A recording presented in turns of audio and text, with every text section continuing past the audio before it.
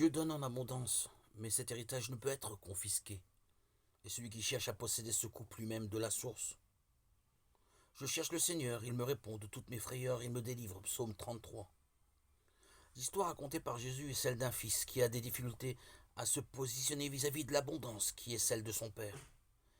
Il commence par la considérer comme indue, ce qui est à son père est à lui. Cette assurance le pousse à revendiquer sa part de richesse, mais en s'en emparant, il tord sa relation au père. Une fois dans le manque, il a l'impression que son attitude a modifié quelque chose à son statut de fils. Je ne suis plus digne d'être appelé ton fils. La dignité est donc à comprendre comme la capacité à user justement de l'abondance de Dieu. Être fils ou fille, c'est pouvoir se positionner avec justesse vis-à-vis de l'abondance offerte par lui.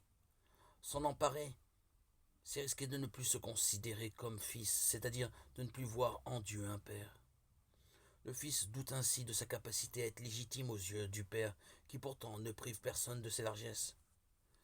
Être fils ou fille de Dieu, c'est être en capacité d'avoir accès à l'abondance, sans l'accaparer, sans se croire propriétaire.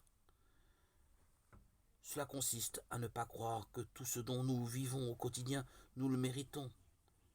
La parabole du fils qui se croit possesseur éclaire nos propres travers. Nous ne méritons rien de tout ce que nous recevons gratuitement au cours de cette existence. Pourtant, nous jouissons à l'infini de l'abondance du Père. En être digne, c'est disposer de cette vie tout en sachant qu'elle n'est pas à nous. Comme le fruit de l'arbre dans le jardin d'Éden, l'héritage ne doit pas être confisqué et avalé. Ce savoir est rassurant et c'est bien ce que dit le Père au Fils qui, lui, est resté. Tout ce qui est à moi est à toi. Cette parabole est invitation à profiter des dons que la vie dispense sans limite, car tout ce qui est au Père est aussi à ses enfants. Voilà un mode d'emploi clair de l'abondance présente dans ce monde. Je bénirai le Seigneur en tout temps, sa louange sans cesse à mes lèvres. Psaume 33.